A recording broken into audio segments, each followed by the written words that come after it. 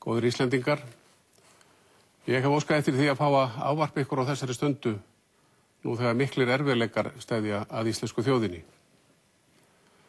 Heimsbyggðin öll gengur nú í gegnum mikla fjármálakreppu og má jafna áhrifum hennar á bankakerfi heimsins við efnahagslegar hamfarir. Stórir og stöndugir bankar, beggja vegna Atlantshafsins, hafa orðið kreppunni að bráð og ríkisstjórnir í mörgum löndum róa nú lífróður til að bjarga því sem bjargað verður heima fyrir. Í aðstæðum sem þessum hugsar auðvitað hver þjóð fyrst og síðast sinn eigin hag. Jafnvel stærstu hagkerfi heims eiga í tvísýnni baráttu við afleiðingar kreppunnar.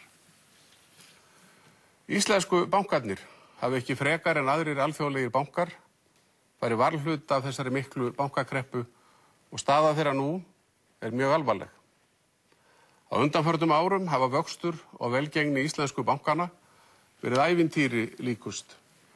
Mikil sóknarfæri sköpuðust þegar aðgengið að lánsfé á erlendum mörkuðum var í hámarki og bankarnir ásamt öðrum íslenskum fyrirtækjum nýttu sér tækifærið til sóknar og útrásar.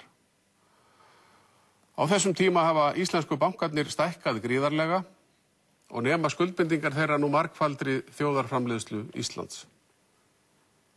Undir öllum eðlilegum kringumstæðum væru stórir bankar líklegri til að standa af sér tímabundin mótbyr, en þær hamfarir sem nú ríða yfir heimsbyggðina eru annars eðlis og stærð bankana í samanburði við íslenska hagkerfið er í dag þeirra helsti veikleiki. Þegar alþjóðlega fjármálakreppan hófst fyrir rétt rúmu ári, með hruni fasteignamarkaðarins í Bandaríkjunum og keðjuverkun vegna svokallara undirmálslána, var staða íslensku bankana talin sterk, enda höfðu þeir ekki tekið þátt í slíkum viðskiptum að neinu marki. En afleiðingar þeirrar keðjuverkunar sem þá hófst hafa reynst alvarlegri og umfangsmeiri en okkur dóraði fyrir.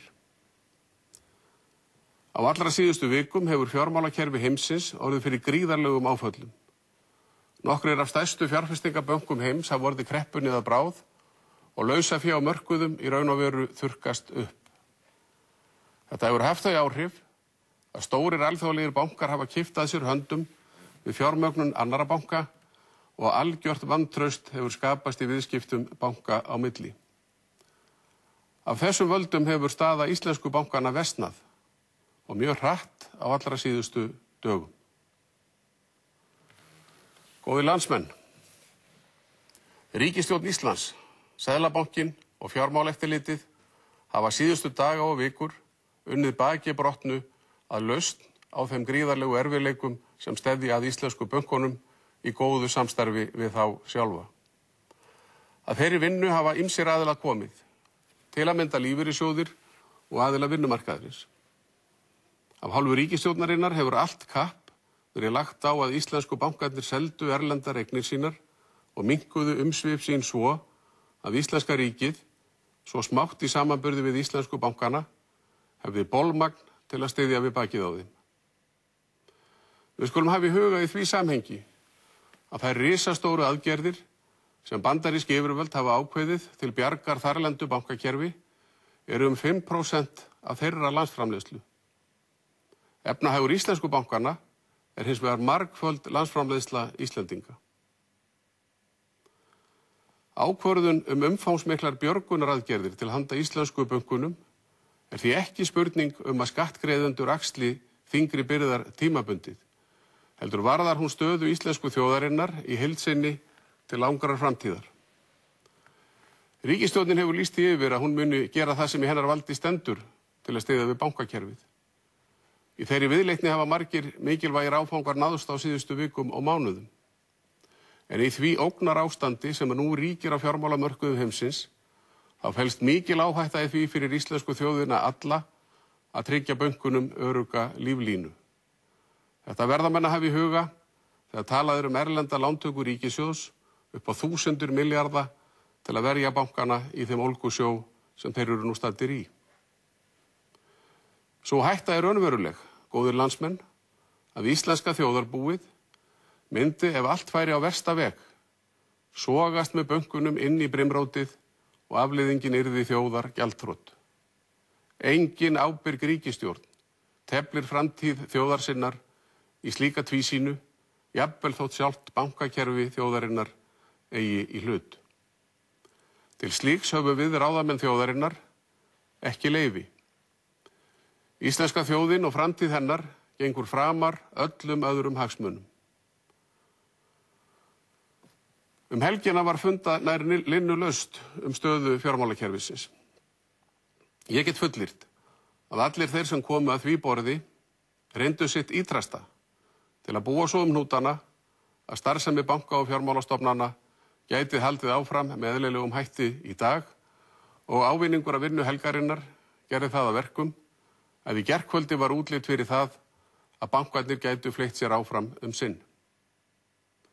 Af þeim sökum gat ég þess í gærkvöldi að það veri mitt mat úr ríkisstjórnarinnar að ekki væri ástæða til sérstakra aðgerða af okkar hálfu. Engin ábyrg stjórnvöld kynna afdrifaríkar aðgerðir varðandi banka og fjármálakerfi sinnar þjóðar nema allar aðrar leiðir séu lokaðar. Þessi staða frá því í gærkvöldi hefur nú gerbreyst til hins verra. Stórar lánalínur við bankana hafa lokast og ákveðið var í morgun að loka fyrir viðskipti með bankastofnanir í Kauphöll Íslands. Nú reynir á ábyrg og fumlaus viðbrögð. Ég mun nú á eftir mæla fyrir frumvarpi á Alþingi sem mun gera ríkissjóði kleift að bregðast við því ástandi sem nú á fjármálamörkuðum. Ég hef rætt við forystu stjórnarandstöðunnar í dag og fengið góð orð þeirra stuðning til þess að frumvarpið megi afgreiða í dag. Þakka ég þeim samstarfið í því efni. Með fyrirhuguðum lagabreitingum munum við aðlaga bankakerfið að íslenskum aðstæðum á nýjan leik og endurreisa traust erlendra aðila á banka- og fjármálastarfsemi á Íslandi.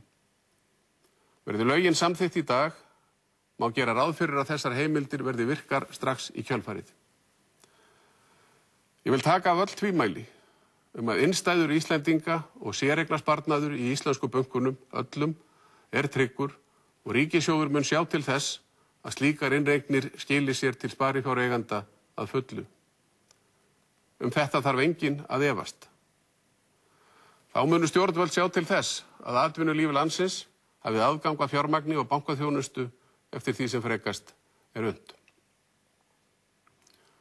Góðir Íslendingar, mér ljóst að þetta verulegt áfall fyrir marga og það veldur okkur öllum bæði ótta og angist.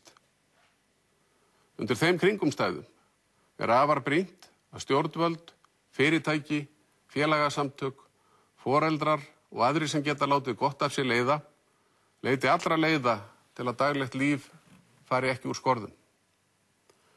Ef einhver tímann hefur verið þörf á því að íslenska þjóðin stæði saman og sýndi æðruleysi andspænis erfiðleikum, þá sú stund runnin upp. Ég hvet ykkur öll til að standa vörð það sem mestu máli skiptir í lífi hvers einasta manns, standa vörð þau lífsgildi sem standast það gjörningaveður sem nú að hefjast. Ég hvet fjölskyldur til að ræða saman og láta ekki örvæntingun á yfirhöndinni þótt útlitið sé svart hjá mörgum. Við þurfum að útskýra fyrir börnunum okkar að heimurinn sé ekki á heljarþröm og við þurfum sjálf, hvert og eitt, að finna kjark innra með okkur til að horfa fram á veginn. Þrátt fyrir þessi miklu áföll framtíð þjóðarinnar bæði trygg og björt.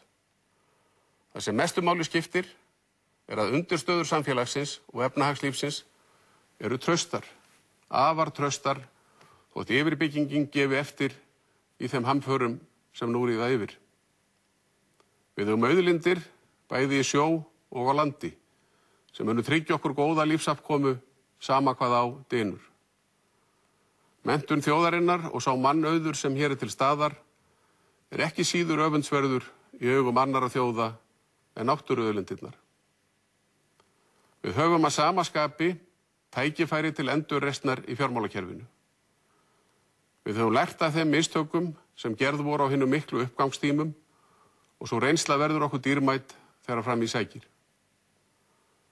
Með sameiginlegu átaki og að þeirri bjartsýni sem einkennir íslenska þjóð munum við komast í gegnum þessa erfiðleika og hefja nýja og þróttmikla sókn. Góðir landsmenn, verkefni stjórnvalda og næstu dögum er skýrt. Að koma í veg fyrir að upplausnar ástand skapist ef íslensku bankarnir verða óstarfhæfir að einhverju leyti. Til þess hafa stjórnvöld margvísleg úrræði og þeim verður beitt. Á hinum pólitíska vettvangi jafnt sem annar staðar er mikilvægt að slíðra sverðin við þessar aðstæður. Miklu skiptir að við sýnum bæði stillingu og yfirvegun á erfiðu daga sem nú fara í hönd, látum ekki hugfallast og styðjum hvert annað með ráðum og dáð. Á þann hátt, með íslenska bjartsýni, æðruleysi og samstöðu að vopni, munum við standa storminn af okkur. Guð blessi Ísland.